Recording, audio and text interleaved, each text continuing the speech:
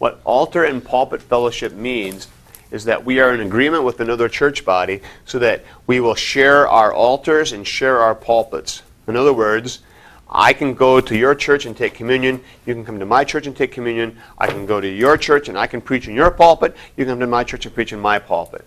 Right now in the Missouri Synod, with whom do we have altar and pulpit fellowship? The LCMS. Exactly. We have altar and pulpit fellowship with the LCMS. And that's as far as it goes right now. We used to have altar and pulpit fellowship with the ALC a long time ago before they got swallowed up by the ELCA.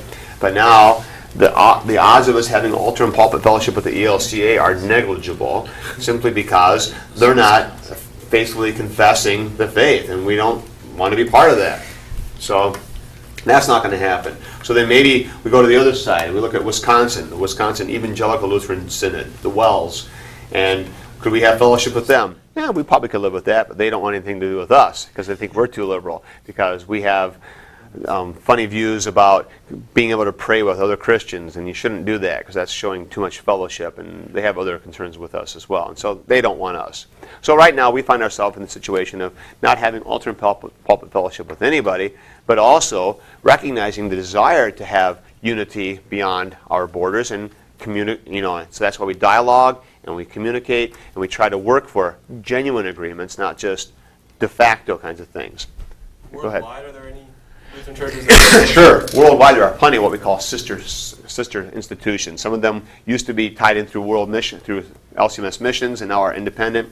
Some of them we've had fellowship with before. But yeah, in almost every country, there's churches we have fellowship with. In Canada, there's one. Brazil, you can tick them all off. Almost every country has a church. Usually not real big, but some of them are bigger. Brazil's got a pretty good-sized church. Africa, there are many churches there that we have fellowship with. They're growing gangbusters. So yeah, there are Lutherans we are in fellowship with other places. Not right now in America, though. Which leads us into the discussion about the ecumenical movement, or ecumenism. Ecumenical, comes from the Greek word oikonomia, which means household rule. And the idea of the ecumenism is getting everybody underneath one roof. Felt the unity. So ecumenical is all about unity, idea of one church. That's the goal of the ecumenical movement. The ecumenical movement really got born and kicked off huge about a century ago. And it was going really strong for a long time, and it's kind of slowed down, but there are still real strong pushes here. And what happens in the ecumenical movement often is a desire for unity at all costs. And you'll get this, what I called before, lowest common denominator unity, where, okay, so let's go with the ELCA. ELCA is really good at doing ecumenical stuff. And so they want to have fellowship with the Presbyterians. Well, you don't teach baptism quite the way we do. Yeah, that's true, you don't. But you know what? We think you're being really sincere about what you do, and we're being sincere about what we do. So let's just agree to kind of disagree, and we still agree about Jesus, and we still agree about loving people. Yeah, that's true. All right, so we're okay with that. And so you keep on finding the lowest common denominator. The problem is, the further you go, the less that gets involved in the lowest common denominator. History has borne this out. Most of you have heard of the World Council of Churches and have kind of a dim view of it because of the kind of stuff they do. When the World Council of Churches started about 100 years ago, they were a rather strong evangelistic group with a very clear confession of Christ as the only way for salvation. That was part of their statement. Over time, they decided they wanted to be more and more inclusive and invite others in, and so they started backing off their statement more and more and more and letting more people in, to the point now where they've got Quakers in and just about everybody in, and they're even debating letting Jews in to the World Council of Churches. Why not? Because we all believe in God. And so you see, you just keep on making the denominator smaller and smaller and smaller. Is that really agreement? And we would argue, no. You're playing games and you're being faithless. You're not really hanging on to the truth. You're letting doctrine go. And you do that, and you're going to lose the gospel. And history has borne that out again and again and again, too. Yeah, Todd. I had heard the World Council of Churches even recently changed their mission statement to exclude the word Jesus. Yes. So it's no Sure. longer there. That's right. That's right. So church is a gathering of people who have interest in God stuff. So they keep on making it easier and easier to include more people. The day will come when they'll probably be inviting in Hindus and Buddhists too. All right. My other question. Yeah. Does the ecumenical movement include like the joint document on justification that the LCA did with the Catholic Church? Is that part of ecumenical? Yeah, sure. The ecumenical movement is not a bad idea. This is a fine idea. And we want to be ecumenically minded. In other words, we want to be thinking about other Christians and paying attention to them and seeing how we can serve them and help them. And frankly, the LCMS has not a bad reputation out there in the world because people value us for our doctrinal commitment and our doctrinal rigor. They recognize we're doing that well, and they like that, a lot of people.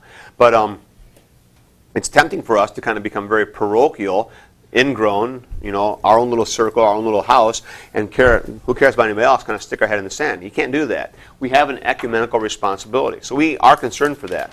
But we're also cautious that we don't become ecumenical at any cost, lowest common denominator, or fiat ecumenism, where you just say, we're in agreement, we announced it. No, you're really not. But we announced it. But so the joint declaration on doctrine of justification that came out, between the Lutherans and the Catholics, big hoopla over that. We've come to agreement. Well, the problem was Rome didn't accept it, and a lot of Lutheranism didn't accept it. And a few people wanted it to be so, but there really wasn't the agreement that people were hoping for. Now, is there progress? Yeah, we're making some movement. And Rome today isn't the church it was in Luther's day, and that's true. So there is progress being made, so that's why we keep on talking. Who knows? Another 100 years, maybe we'll make even more progress, and we'll have legitimate unity that we can celebrate. We hope for that. We pray for that. It's our responsibility. Okay? So you don't need to say ecumenical is always bad. It's not. But you have to be careful how you're doing your ecumenical things, and you have to be careful that the desire for ecumenical unity doesn't overshadow and eclipse or even veto the need for doctrinal integrity and doctrinal purity and doctrinal truth. That matters too. Kolb makes the comment that the ecumenical movement the problem is that you're not really focusing on right teaching, and that's often the case. And you quit thinking about right teaching, and you just get more interested in feeling like we're all one. And that's a temptation. It's a problem.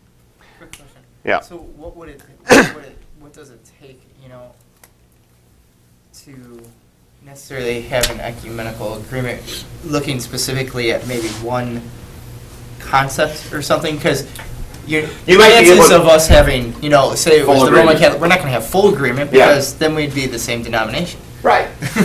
Right. So, No, that's a good point. You know what But I mean? see, we might be able to have a discussion and we dialogue and we have a long talk about justification or about Mariology, and or the place of the saints, and we talk and talk and talk, and the Catholics say, I think you're probably right when you say what you say. And we agree with that, and we could come to agreement. We could, and we might be able to agree on more and more things. And the hope is that eventually we can agree on enough things that some of the other things, don't matter that much.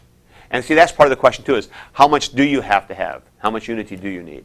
One of the dangers we have to be careful of, and this is an old word, but you hear it thrown around, especially it's kind of revived again in our circles, is unionism. And unionism was a big problem back when the Synod started. Unionism is when you just join up with other denominations without even caring. You're not really paying attention to the doctrinal issues. And so the Lutherans join up with the Methodists, joint worship services. It's an example of unionism. Syncretism. So you kind of take some of their stuff, they take some of yours, and you get together. So like if I am a Lutheran church and I decide to have a joint worship service with the Methodist church down the road because we all believe in Jesus, well, that would probably be an example of unionism. We're acting like we're all one. We're acting like we're in agreement when we're really not. And unionism is always a bad thing. That's bad. Ecumenism is not necessarily a bad thing. That desire for that agreement, that talking, the working for it, that's good. Unionism is different. Unionism just runs right to the conclusion, skips all the problems, and declares that we're all together. So what about, at what point, like the Wells Church says that they don't believe we have fellowship and prayer, with others, and we have an opposite view of that. Mhm. So the whole thing about, say, September 11th, and you had a We got together, the two churches got together and prayed, but it's not a worship service. Well, How see, do, now you know, how do, that's where it gets all It crazy. gets very sticky. What's a Yeah. worship service? What isn't? What's a civil gathering? What's a Right. worship service? And things get really quite hairy. You get all kinds of discussions, and the whole Yankee Banky Stadium comes in, and all that stuff. You know, and then it gets pretty sticky because the definitions aren't real clear, and the situations move around quickly, and it's hard to understand what's going on always. So it gets pretty tough, and that's a challenge, no doubt about that.